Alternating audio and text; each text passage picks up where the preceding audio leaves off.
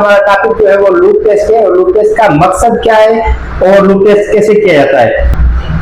अस्सलाम वालेकुम दोस्तों, मैं हूं फैसल अहमद और आप देख रहे हैं smart expert channel.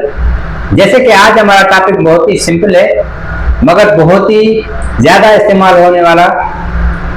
Heart communicator से ट्रांसमीटर को हम लूप टेस्ट करते हैं।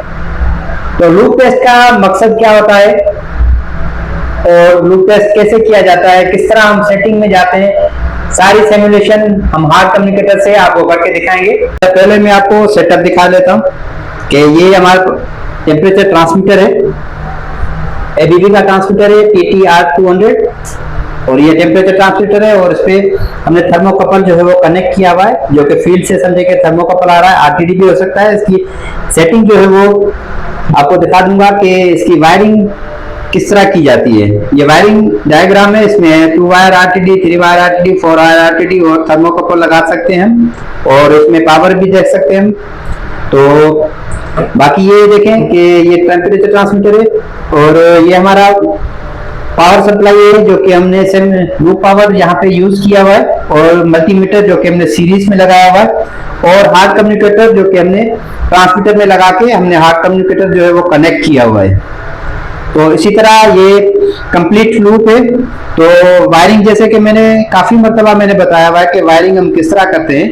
तो जैसे ये पावर सप्लाई है, इसकी पॉजिटिव जो है वो डायरेक्ट हमने ट्रांसमीटर की पॉजिटिव में दे दी और इसकी नेगेटिव हमने मल्टीमीटर की कॉमन में दे दी और पॉजिटिव इसकी हमने ट्रांसमीटर की नेगेटिव में दे दी और मल्टीमीटर हमारा सीरीज में हो गया, पावर सप्लाई हमारी यहाँ पे आ गई और ये हम सिमुलेट कर रहे हैं आरटीडी या थर्मोकपल। उसके बाद फिर हार्ट कम्युनिकेटर हमने कनेक्ट कर दिया। तो ये देखें कि हार्ट कम्युनिकेटर मैंने यहाँ पे कनेक्ट किया हुआ है। इस पे कॉन्फ़िगरेशन आइडेंटिफाई आ रहा है, कॉन्फ़िगरेशन आ रहा है, पैरामीटर्स आ रहे हैं, सिमुलेशन आ रहा है। तो हम जाएंगे सिमुलेशन में।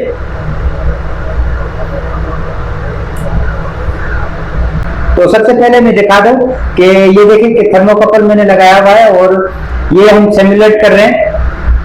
तो अभी जैसे कि ये टेम्परेचर मैंने इसकी एडजस्टमेंट जो रेंज लगी हुई है वो LRV 0 और URV अपर रेंज वैल्यू जो है वो 200 सेंटीग्रेड रखे हुई है। तो अब देखें कि हम यहाँ से इंक्रीज करते हैं और 50% मतलब 100 ले दिया हमने 50% और 12 मिलियम्स आ गए। इसी तरह 200 में करता हूँ तो 200 पे आप देखें कि 20 मिलियम्स आ गए। तो प्लस माइनस जो एक्यूरेसी होती है उसकी अगर बिटवीन आ जाए तो हमारी कैलिब्रेशन ये सही होती है। अगर ये उसमें नहीं आता तो फिर हम उसकी कैलिब्रेशन करते हैं।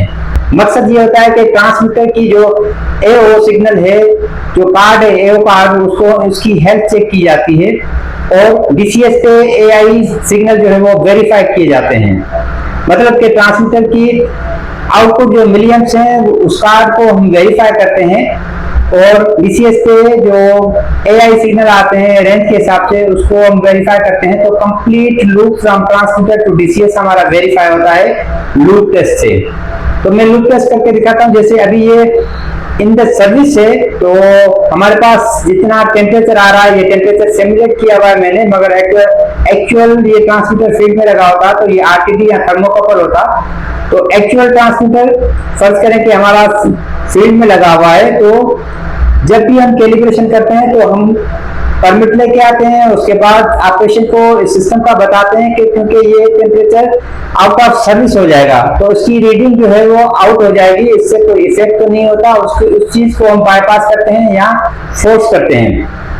तो अभी आप देखें कि मैंने ये ट्रांसमीटर लगाया हुआ है और अभी मैं कर रहा हूँ लूप टेस्ट। तो लूप टेस्ट में ये हार्ड में आपको सेटिंग भी दिखा दूंगा, मगर फिलहाल मैं यहाँ से करके आपको ये यहाँ से मिलियंस में आपको आउटपुट दिखाता हूँ कि इसकी आउटपुट किस तरह होती है। फर्स्ट करें अभी मैं सिमुलेशन कर रहा हूँ। सिमुलेशन में जाऊं तो अभी मैं सिमुलेशन में जाता हूँ और लूप टेस्ट करता हूँ और लूप टेस्ट और loop should be remove from the automatic control. Okay, तो मिलियंस 4 में देने हैं हमने, 20 देने हैं, अदर देने हैं और उसके बाद एंड है। अब मैं चाहता हूँ कि मैं 8 मिलियंस देखना चाहता हूँ। तो थर्ड नंबर जो हमारा अदर है उस पर हम जाएंगे, एंटर करेंगे और यहाँ पे हम डायल करेंगे 8 मिलियंस, एंटर। तो हमारे 8 मिलियंस जो है वो बीसीएस पे चले गए और 8 मिलियंस जो इसकी आउटपुट है वो वेरीफाई की जाती है। इसी तरह मैं अदर में जाके 12 मिलियंस वेरीफाई करूंगा।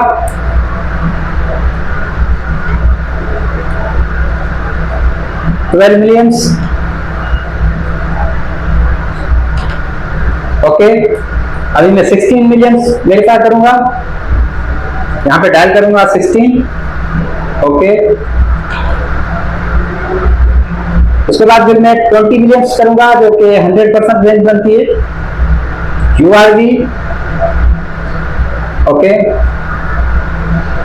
तो ये लूप हमारा वेरीफाई हो गया। ऑपरेशन अपनी डिमांड पे भी बताता है कि हमारे पास इतनी रेंज है और इतनी रेंज का इतना % आप अप्लाई करें, तो वो फिर हम यहाँ से मिलियंस की कन्वर्जन करके मिलियंस यहाँ से अप्लाई करते हैं और वो आउटपुट ट्रांसमीटर की वेरीफाई की जाती है।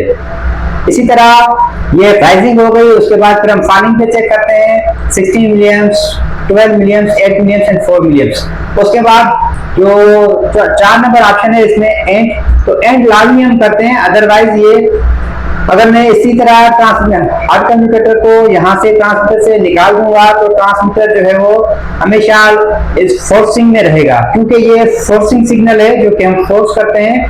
तो फोर्सिंग को खत्म करने के लिए मैं एंड पे इंटर करूंगा और लूप जो है हमारा ये ऑटोमेटिक में चला गया। ओके, और मैं देख जाऊंगा, देखूंगा कि हमारे पास प्रोसेस कितना आ रहा है।